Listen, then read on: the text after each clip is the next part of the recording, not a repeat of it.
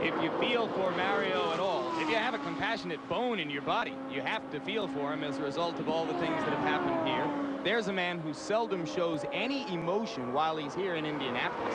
Adopts one of the least readable, most highly poker-oriented faces of anyone here, but you know that his heart is racing and his stomach is churning right now. I think it might be, outside of winning that Oscar, Paul Newman's greatest goal in life, to steer Mario toward an Indianapolis 500 victory. He's standing by with one of the public relations men who work in the Andretti camp as they time lapse and watch their man and wait now with 91 laps to go before the end of the Indianapolis 500. Let's go to Jack Arute.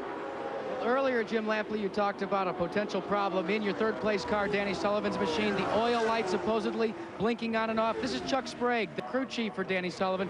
Chuck, what's the story on that light? Is it errant or is it indicating something wrong?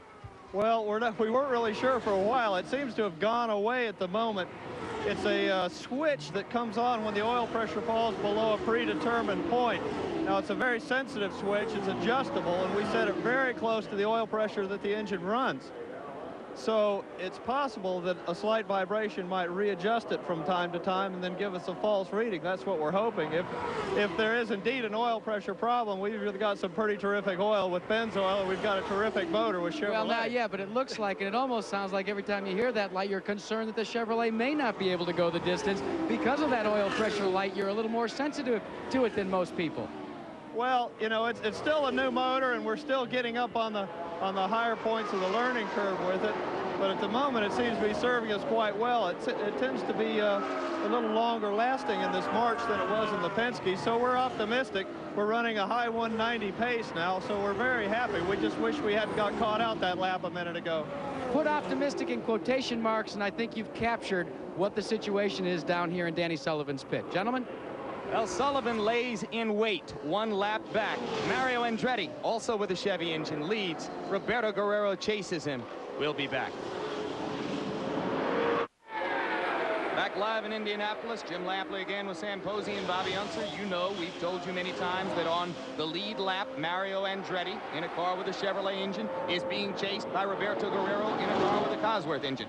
One lap down in third place, Danny Sullivan, right there in the red and white car with a Chevrolet engine, is being chased by Al Unser Sr., Bobby, your brother, in a car with a Cosworth engine. Yes, it's kind of ironic. We've been hearing about all these horsepower differences, the Chevrolet supposedly having a lot more horsepower than the Cosworth. But let's just watch Danny and Al. Danny is in front with the Chevrolet. Al is behind with a Cosworth engine, same chassis, both 86 Marches. Looks like Al pulls up on him pretty easy. Doesn't look like he's losing an awful lot in the straightaway, maybe a little bit there. Yeah, but Bobby, isn't that because he's drafting Danny right now? It'll be different perhaps when if he's able to pass him. We'll see if he can pull away. That would be conclusive, but what we see now really isn't, is it? Well, the drafting of these cars isn't really significant. As soon as you get close, you have to kind of stop doing it because the air gets dirty, as we've been talking, Sam. But he's drafting now. He's drafting him now. He's right behind him, isn't he? Here's Roger Penske, the owner of both the cars, of course, that we're seeing battle right now. But the way Roger organizes his pit, as we all know, these guys race against each other, crewed by independent crews, each taking their own individual best shot at the race. Yeah, where today's responsibilities are concerned, Roger's out of the race because Rick Mears is back in the garage. Right, there's no team action, in other words. Al Troutwig now standing by with a report on all of the countries around the world. 4 of the top 7 drivers are foreign-born who are receiving this race. Al?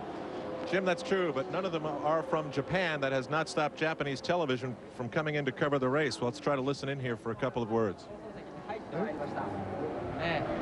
今ようやく ABC のリポーターが入ってまいりまして、私たちを生放送で捉えようということです。Thank you very much. Also, Brazil is here live. Let's go over here. Scotty, my cameraman, we're going to take this run. Come on. Here's Brazil.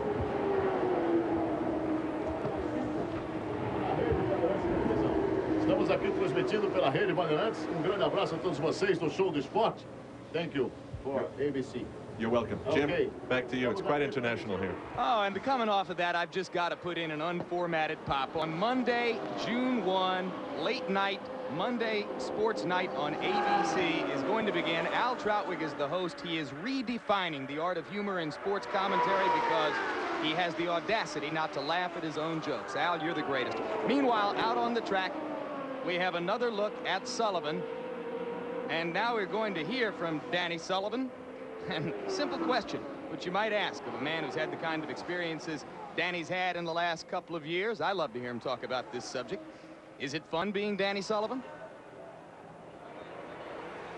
Yeah, I'm having a good time. I mean, sometimes it gets to be a strain, but you know, you have to think about when you're starting and when you were in the Formula Fords and when you were looking on it from the outside, kind of looking in, and you were seeing the Jackie Stewarts and all those people, and you thought, that's where I want to be. Not just because of the fame or the people going after them or whatever, but from the results, from winning everything.